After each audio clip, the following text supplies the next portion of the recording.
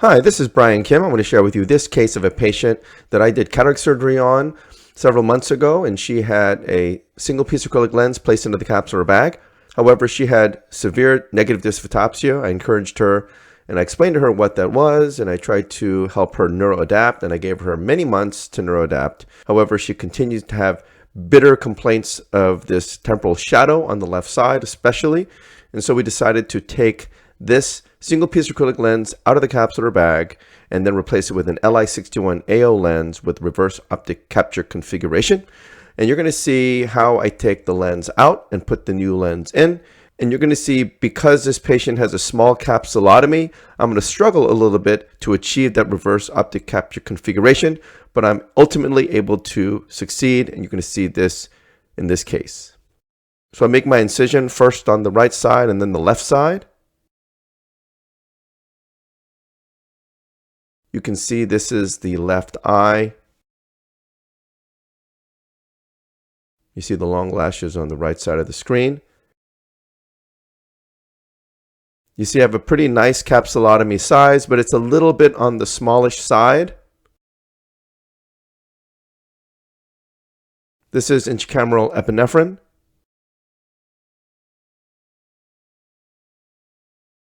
And then some dispersive viscoelastic to coat the corneal endothelium. And this is the 3mm blade to accommodate the Li61AO lens. I make a vertical groove, place the blade into the deep part of the groove, tunnel through the cornea, and then I enter.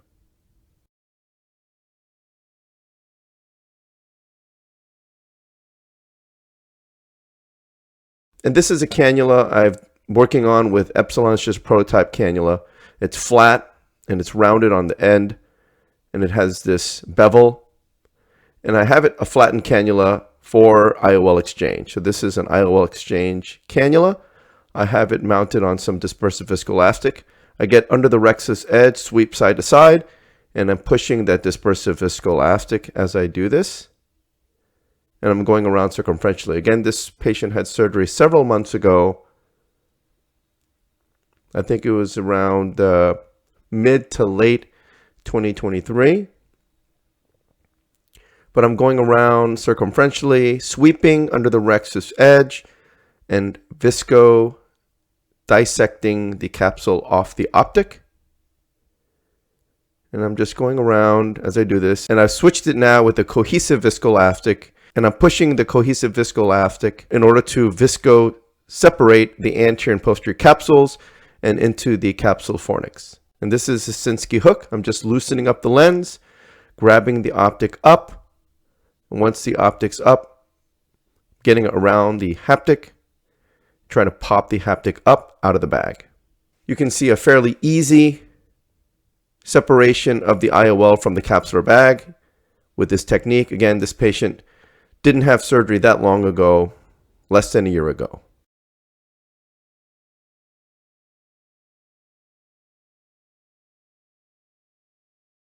And one of the things you'll see here is, because the capsulotomy is a little bit on the tight side, as I'm trying to take the optic out of the bag, it's a little bit stuck.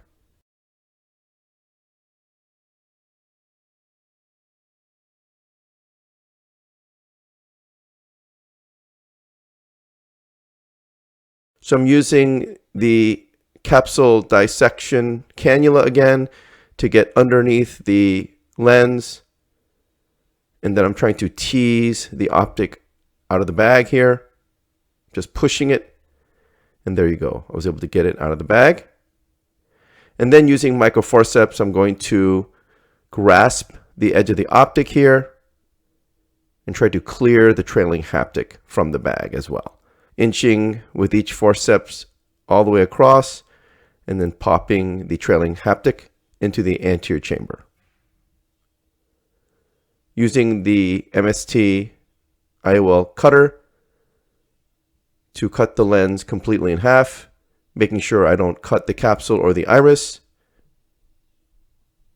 And then switching to forceps, disengaging the left side piece, going after the right side piece, grabbing the cut edge of the optic.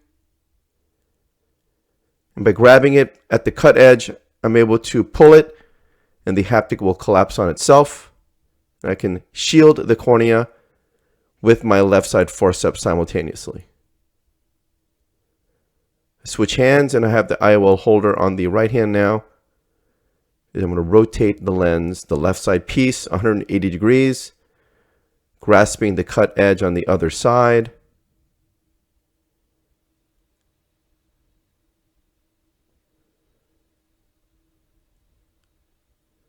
Grabbing the cut edge, pulling the lens piece out, protecting the cornea. The haptic collapses on itself and comes out. Pushing some more cohesive viscoelastic to fill the bag. You can see a fairly easy separation of the lens from the bag in this patient who had surgery, less than a year ago. And this is the Li621AO lens. I'm going to deliver the leading haptic into the bag. This is a push style plunger. As I advance the lens, the optic opens up and goes into the bag as well. And then release the plunger and push it again and deliver the trailing haptic.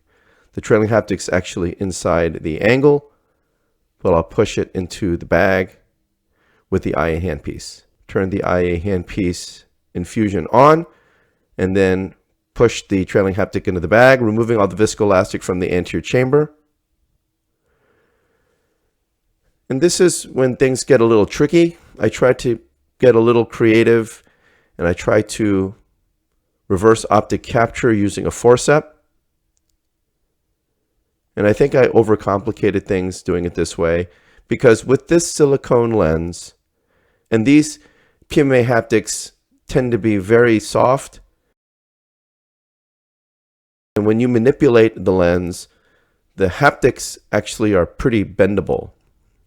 And so what I didn't realize here is in my attempt to reverse optic capture it, the leading haptic is still in the bag, but the trailing haptic is now in the sulcus. And so I didn't quite understand that here. I thought maybe this leading haptic is in the sulcus, but then as I'm checking, that's actually not the case. That haptic is just fine. It's supposed to be where it is. It's within the bag. But the reason why I have this strange situation is because the trailing haptic is in the sulcus. And so it keeps sliding in the sulcus. But I keep perseverating here, thinking that the leading haptic is outside of the bag.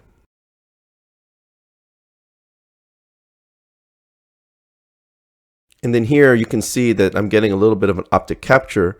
So I'm like, what's going on here? I'm not, again, don't fully understand what's going on with the lens. I just know that one of these haptics is not right. And I keep thinking it's this leading haptic.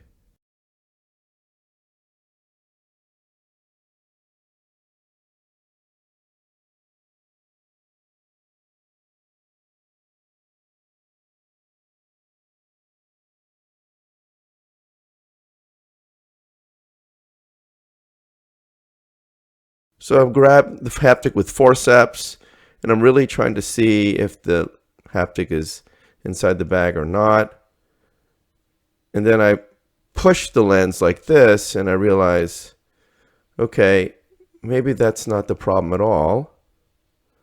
Maybe it's because the trailing haptic is not right. So now I pop the trailing haptic into the bag. So now I can reset. I'm like, okay, now I can start over. And so, some of this has to do with the nature of this silicone lens as well as the PMMA haptic. And now I'm just going to use a one-handed technique. And I've done this technique before, but because of the capsulotomy size, I wasn't quite sure I was able to achieve that. That's why I was trying to do the two-handed technique. And because the capsulotomy was a little small, I was a little bit worried that this technique wouldn't work. But you can see here now, I'm getting underneath the lens, and then just using the IE handpiece, I'm able to pop the whole optic out of the bag in the classic cat-eye configuration with the reverse optic capture. And so I went through all that maneuvering. Again, because the capsulotomy was a little bit small, I was trying to get slick and use a two-handed technique using microforceps. And all it did was, as I was manipulating it, it was causing the trailing haptic to pop out of the bag, and then I had to dial it back in. But now I just simply went underneath the lens, inflated the eye with infusion. I got under the lens, lifted the optic up, and I was able to tilt the eye handpiece in such a way that I can get both sides of the optic out of the bag. And now I have a perfect cat-eye configuration, a reverse optic capture, meaning the haptics are in the bag and the optic is in the sulcus. And this should help reduce this patient's negative dysphotopsia. But you can see, even though there's a small size rhexis, I was able to achieve this using a one-handed technique, using the eye in a handpiece.